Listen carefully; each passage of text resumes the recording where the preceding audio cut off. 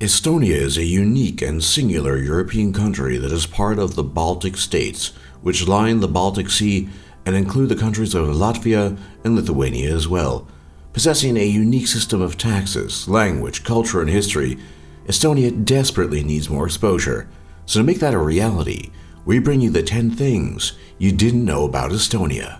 Estonia, depending on your perspective, has either a large or small Russian population that is persistent and unmistakable, and comes out to a sizable 320,000 ethnic Russians. Now on paper, that might sound like nothing, and it would be if it were the United States, but Estonia has a much smaller total population than either the United States or other European countries, totaling out at 1,316,000 people, so in reality, that is a lot of Russians. The Estonians call the Russians Venelane, which is a word borrowed from early Germanic and refers to the Wends, ancient Slavic people that inhabited the southern part of the Baltic coast. But the history of continuous Russian settlement in Estonia goes back to the early 17th century, when Russian religious minorities fleeing from persecution settled in areas that now encompass modern Estonia.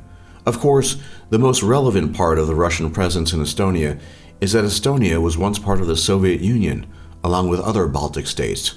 Since then, the Russian presence has been incredibly persistent and strong.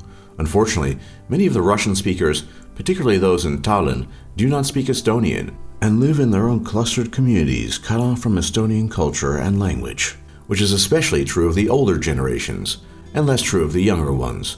Whether or not full-scale integration of Russians into greater Estonian culture is a real possibility is anyone's guess, but given historical precedent, this seems unlikely. The Estonian language belongs to the Finnic branch of the Finno-Ugric languages, which makes it very closely related to Finnish and distantly related to Hungarian. Its structure is thus similar to Hungarian in that it is a language that can be classified as agglutinative, which means the meaning of words is built up by stacking on endings to each word, with each new one adding meaning. It is thus genetically not related to most European languages, and is grammatically and structurally different from them. However, due to the course of history, Estonian has been influenced by Swedish, German, and Russian in the realm of vocabulary, all the while remaining highly distinct from them. Unlike many other countries, Estonia is a trailblazer when it comes to integrating essential services and obligations into accessible online activity. Taxes, healthcare, pharmaceutical prescriptions, and more can all be done online. This is because Estonia's government is what one might call a digital government, in that virtually everything of importance related to government and public life can be accomplished in less than 30 seconds by left-clicking your mouse. Many people have marveled at this accomplishment, particularly because until 1991, Estonia was part of the Soviet Union. But unlike most other former Eastern Bloc countries, Estonia has not only fully embraced modernity, but it has been pushing the envelope further than virtually any other country on the planet. It is difficult to know why this is the case, but it is probably due to the small size of the country and small population, as well as distinct cultural differences when compared to other Eastern Bloc countries, that Estonia is ahead of the curve, not only in comparison to them, but the entire world. Unlike many other former Eastern Bloc countries, such as Poland and Ukraine, Estonia is one of the least religious countries on Earth. And while you find many old churches with historical significance, and all the attendant art and murals, not many Estonians are believers.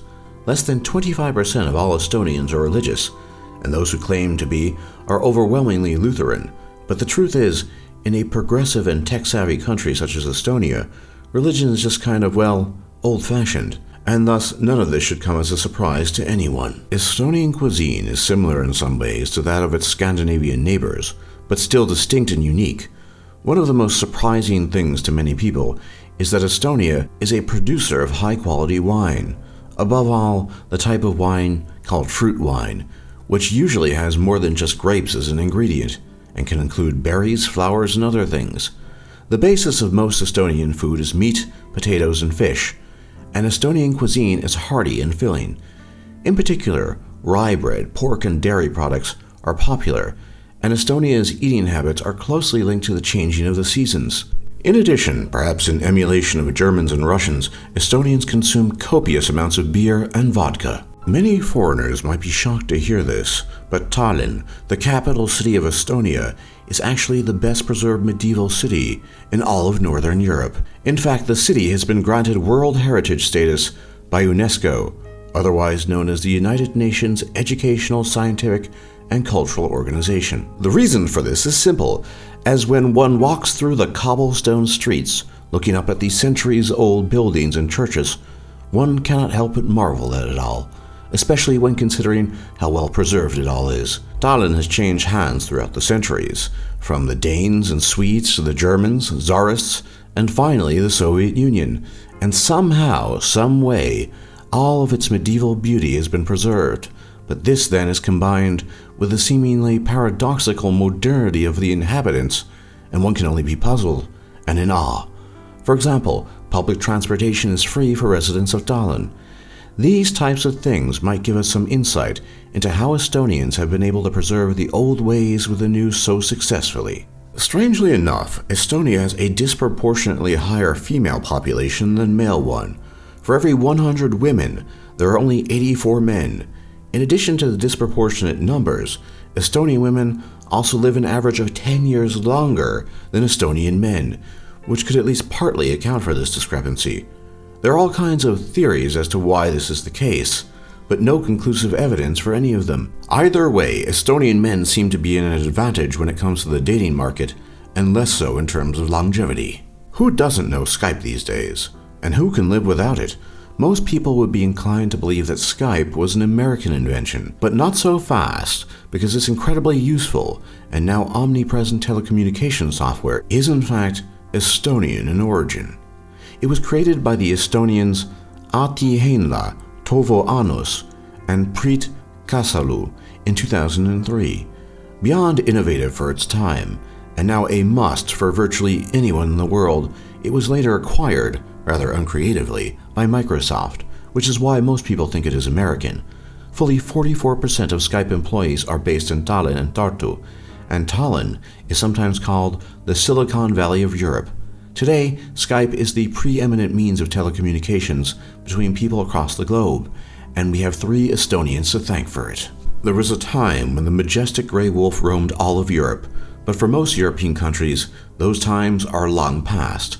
Not so with Estonia, because Estonia has one of the largest wolf populations in Europe in proportion to its relative size as a country. Many of these wolves reside in Soma National Park, which is only a few hours away from Tallinn. The wolf has been both historically and ecologically important to Europe and most of the world, and Estonia, rather uniquely, can be proud to be able to lay claim to having so many of these majestic creatures. One of the questions libertarians get asked all the time is what country actually runs and operates on a libertarian model, or at least something close to it, and usually they are hard-pressed for an answer, but now they might have one, if they bother to watch this video at least, because Estonia has been called the most libertarian country on Earth by the State of the World Liberty Project, and it is easy to see why.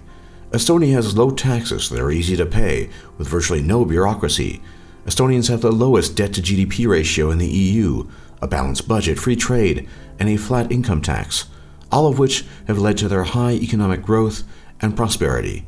Estonians now rank globally 22 out of 152 countries on the Human Freedom Index and 8 out of 186 economies on the Index of Economic Freedom, and are in the number 1 category in the Freedom in the World report. One of the keys to this is, of course, Estonia's e-government, which streamlines many processes. Is it any wonder why many people consider Estonia to be a libertarian's dream? For more top lists just like this, be sure to leave a like and subscribe if you haven't already, and don't forget to check out our other lists. And thanks for watching, and thanks for learning.